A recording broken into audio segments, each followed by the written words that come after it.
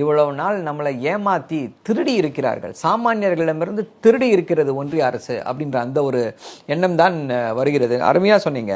இப்போ பண்ணுறாங்க, இதையே 10 வருஷத்துக்கு முன்னாடி பண்ணல. தீபாவளி பரிசு அப்படின்றாரு, ஏன் 2024 தீபாவளிக்கு இந்த பரிசை கொடுக்கல?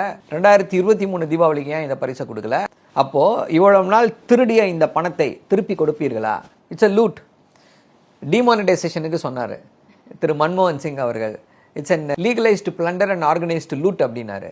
இப்போ ஜிஎஸ்டிக்கும் அதே தான் வரும் போல இருக்கு. அதே டெஃபினேஷன் வந்து அழகாக அப்படியே ஒத்து போகும். சோப்புக்கு 18% ஜிஎஸ்டியா? ஐயா, சோப்பு உபயோகிக்காதவங்க யாராவது இருப்பாங்களா? டூத் பேஸ்ட்டுக்கு, ப்ரஷ்ஷுக்கு 18%, அதை இப்போ வந்து குறைச்சிருக்காங்க. அப்போ இதுக்கு இப்போ குறைக்கும் பொழுது இதுக்கு முன்னாடி குறைச்சிருக்கலாம்ல. வந்து பீகார் தேர்தலை எப்படியாவது ஜெயித்து விட வேண்டும், சார் ஃபெயிலியர் ஆகிடுச்சு, இப்போ இதை வச்சு ஏதாவது பண்ண முடியுமா அப்படின் போது, ஆனால் இது மக்களிடையே ஒரு எதிர்மறையான விளைவை ஏற்படுத்தி இருக்கிறது.